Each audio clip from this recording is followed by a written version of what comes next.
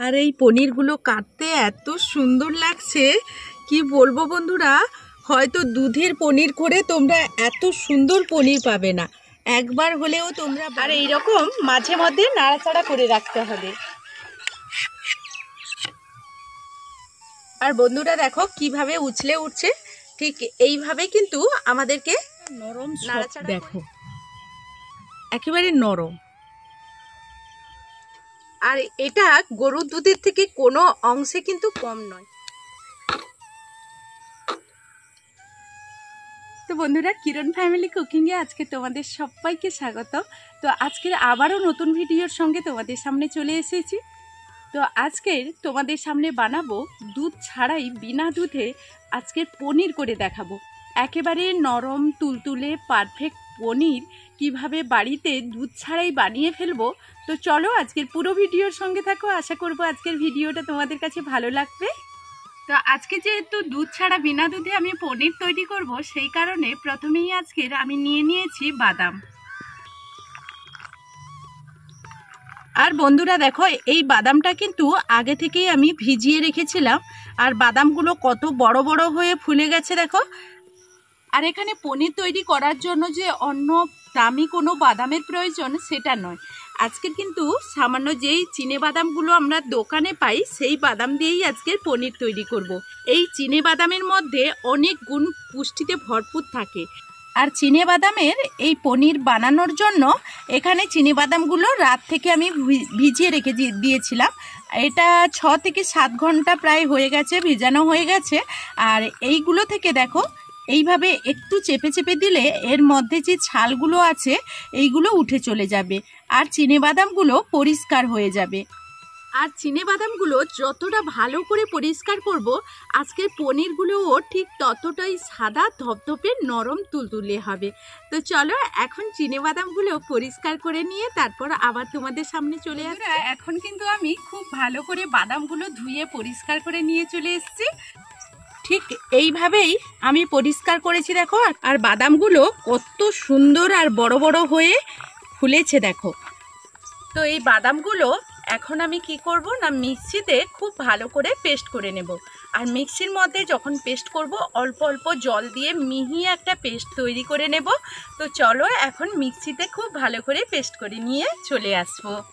আর বন্ধুরা, এই বাদাম থেকে পনির তৈরি করার জন্য আমি এখানে 300 গ্রাম মতো বাদাম নিয়েছি। তোমরা চাইলে বাড়িয়ে কিংবা কমিয়ে নেবে। আর বন্ধুরা, এটা দেখো কতটা আমি মিহি করে একেবারে পেস্ট করে নিয়েছি। একেবারে মিহি পেস্ট করতে হবে, তবে এখান থেকে আমরা বাদাম থেকে দুধটা খুব ভালোভাবে বের করতে পারবো। এখন আমি এই রকম একটা পাত্রের মধ্যে নিয়ে নেব।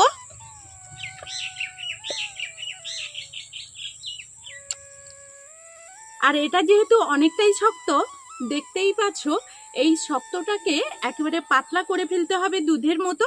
এই কারণে এখানে এখন জল দেব। মিক্সিটা ধুয়েও জলটা নিয়ে নেব।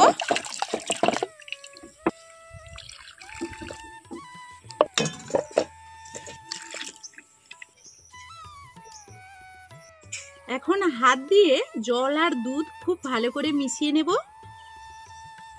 এখানে আরো এখন জল মেশাতে হবে। তো এখন আমি জলটা খুব ভালোভাবে এই বাদামের সঙ্গে মিশিয়ে নিয়েছি। আর বন্ধুরা, একবারও দেখে বুঝতে পারবে না যে এটা দুধ নয়, এটা দুধের থেকে কোনো অংশে কম। একবার তোমরা দেখে নাও, দেখো একেবারেই দুধ। তো এখন আমি এটাকে এইরকম একটা ছাঁকনি নিয়েছি। আর এইরকম সরাসরি আমি একটা কড়াইতে নিয়ে নিচ্ছি। তোমরা চাইলে অন্য পাত্রেও ছেঁকে নিতে পারো। এইরকম ছাঁকনির মধ্যে আমি ছেঁকে নেব। তো কারণটা কি, এখানে যে দানাটা থাকবে সেই দানাটা তাহলে এই ছাঁকনির মধ্যে থেকে যাবে। আর ছাঁকনির মধ্যে দানাটা যদি থেকে যায় তাহলে আমাদের এই পনিরটা খুব সুন্দরভাবে মলায়ন হবে।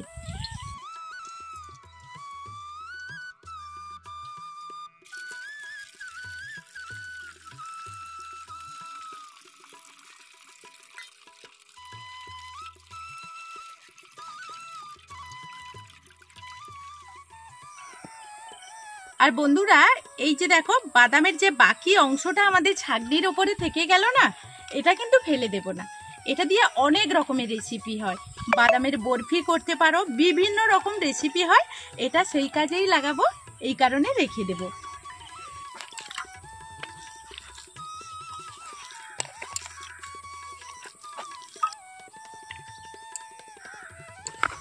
আর বন্ধুরা এই বাদামের যে এই অংশটা, এটা আমি এই যে এতটাই বেরিয়েছে, এটা রেখে দেব। আর এখন গ্যাসটা জ্বালিয়ে দিয়েছি, কড়াইটা বসিয়ে দেব। আর এই রকম মাঝে মধ্যে নাড়াচাড়া করে রাখতে হবে। আর বন্ধুরা দেখো কিভাবে উছলে উঠছে, ঠিক এইভাবে কিন্তু আমাদেরকে নাড়াচাড়া করে এটাকে কমিয়ে রাখতে হবে। এটা কিন্তু গরুর দুধের থেকে কোনো অংশে কম নয়। বাদামও কিন্তু প্রচুর পরিমাণে প্রোটিনে ভরপুর। আর আমরা যেভাবে গরু মহিষের দুধ কিংবা অন্য কোনো দুধ যেভাবে জাল দিয়ে থাকি, তারপর আমরা ভিনেগার কিংবা লেবু দিয়ে ছানা করে নেই, এটাও সেইভাবে আমরা ছানা করে নেব। তার আগে খুব ভালোভাবে এটা জাল দিয়ে ফুটিয়ে নিতে হবে। এইভাবে অনবরত নাড়াচাড়া করে একটু ভালো করে ফুটিয়ে নিতে হবে। আর বন্ধুরা দেখো গরুর দুধ বোধহয় আরো পাতলা হবে, এটা এতটাই ঘন আর মোটা। তো বন্ধুরা গরুর দুধ যেমন, ঠিক অবিকল দেখো গরুর দুধের মতো মোটা আর সেরকমই দেখতে। এখন দুধটাকে আমি খুব ভালোভাবে ফুটিয়ে নিয়েছি, আর খুব ভালোভাবে কিন্তু নাড়াচাড়া করে রাখতে হবে, না হলে নিচে বসে যাবে। আর এটা এখন গ্যাসটা বন্ধ করে দেব।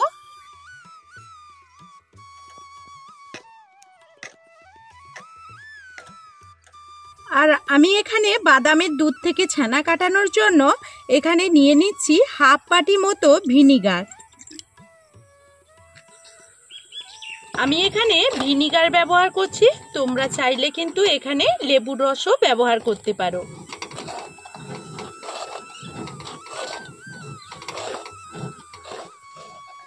আর তোমাদের হয়তো মনে হতে পারে যে দুধটা কাটবে কিনা, এইরকম তোমরা দেখতে থাকো, দেখবে পরে পরে দুধটা কেটে যাবে, যেমন আমাদের গরুর দুধ কেটে যায়। এই যে দেখো বন্ধুরা, এইরকম হালকা হালকা ভাবে এখন কাটতে শুরু করেছে, আর একেবারেই কিন্তু দুধটা কেটে যাবে।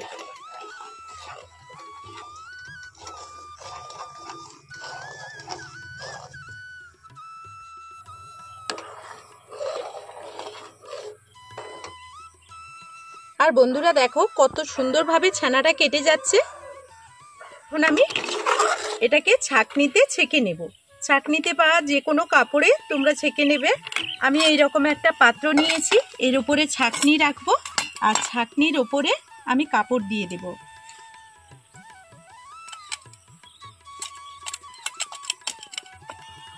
আর এখন তো ভীষণ গরম আছে, এইরকম ডাবুরে করে নিয়ে নেব, চামচে করে অল্প অল্প করে নিয়ে নেব। আর কতটা ছানা কেটেছে দেখো বন্ধুরা। আর এই মাত্র 300 গ্রাম চিনেবাদাম দিয়ে কতগুলো পনির তৈরি হয় সেটা তোমরা দেখতে পাবে। আমরা গরুর দুধে এত পরিমাণ কিন্তু ছানা করতে পারবো না। আর আমি জলটা পরিষ্কার তোমাদের দেখাতে পাচ্ছি না, এই কারণে আমি স্টিলের গামলাটা নিয়ে নিলাম। স্টিলের গামলার ওপরে আবারও ছেঁকে নিচ্ছি।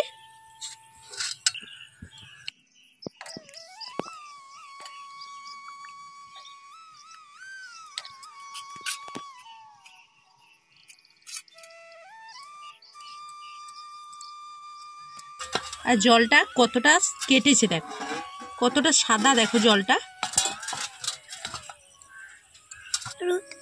আর এইভাবে আমি খুব ভালো করে এইরকম কাপড়ের মধ্যে নিয়ে নিয়েছি।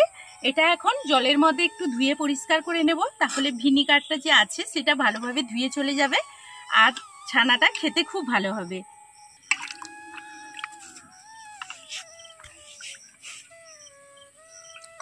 আর বন্ধুরা দেখো কতটা ছানা।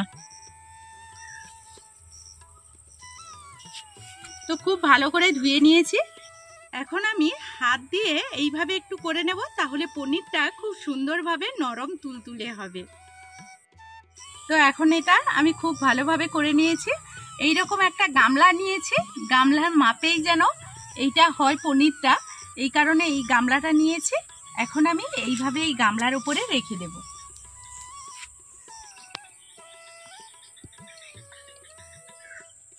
তো এইরকম একটা থালা নিয়েছি, এর উপরে আমি দিয়ে দেব একটা, তোমরা ভারী যে কোনো জিনিস দিয়ে দেবে। আর আমি এখানে দিয়ে দেব আমাদের বাড়িতে যে শিল আছে, সেই শিলটা এখন এর মধ্যে দিয়ে দেব। তো বন্ধুরা, এখানে যে উপরন্তু জলটা আছে, জলটা বেরিয়ে গেলে এই শিলটা খুব ভালোভাবে বসে যাবে, এই জন্য একটু ধরে রেখেছি। আর এটাকে এখন জলটা বেরিয়ে গেলে ছেড়ে দেব। 2 ঘন্টা পর আমি এর কাছে আবার আসবো, এইভাবে 2 ঘন্টা থাকবে। তো বন্ধুরা, এখন আমি প্রায় 2 ঘন্টা পর চলে এসেছি, আর মেঘ সেজে গেছে। তো যাই হোক, তো আমি এই শিলটা বা পাথর, তোমরা অনেকেই শিল নড়াই বলে থাকো, তো এটা সরিয়ে দেখে নেব যে দুধ ছাড়াই কতটা পনিরটা আজকে জমেছে।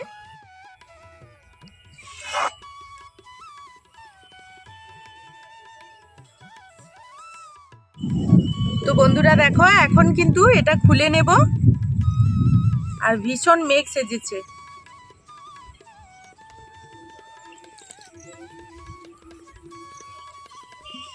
এখন আমি খুলে নেব, আর পনিরটা কতটা জমেছে সেটাই তোমাদেরকে দেখাবো।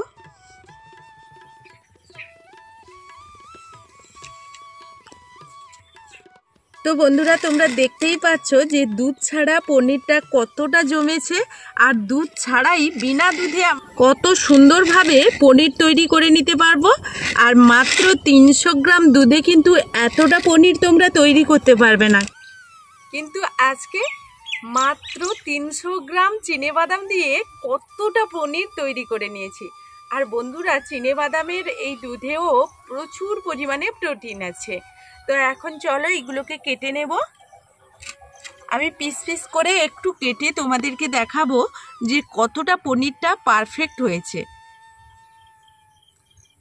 আর কতটা নরম তুলতুলে হয়েছে দেখো।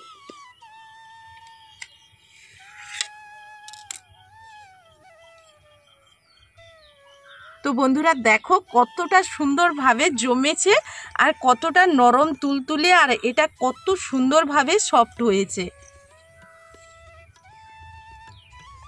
তো পারফেক্ট পনিরটা জমেছে, এত সুন্দর লাগছে বন্ধুরা, কতটা মোলায়েম হয়েছে আর কতটা নরম পারফেক্টভাবে তৈরি করেছি সেটা তোমরা দেখেই বুঝতে পারবে।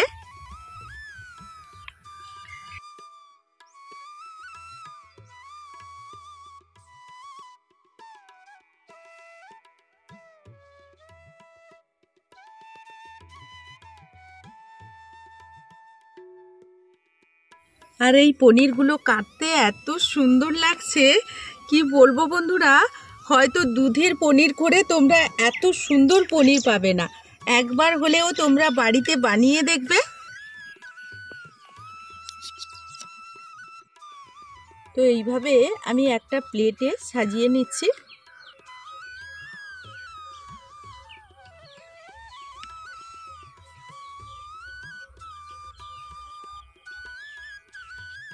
আর বন্ধুরা, এই পনিরগুলো কতটা নরম সফট দেখো, একেবারে নরম।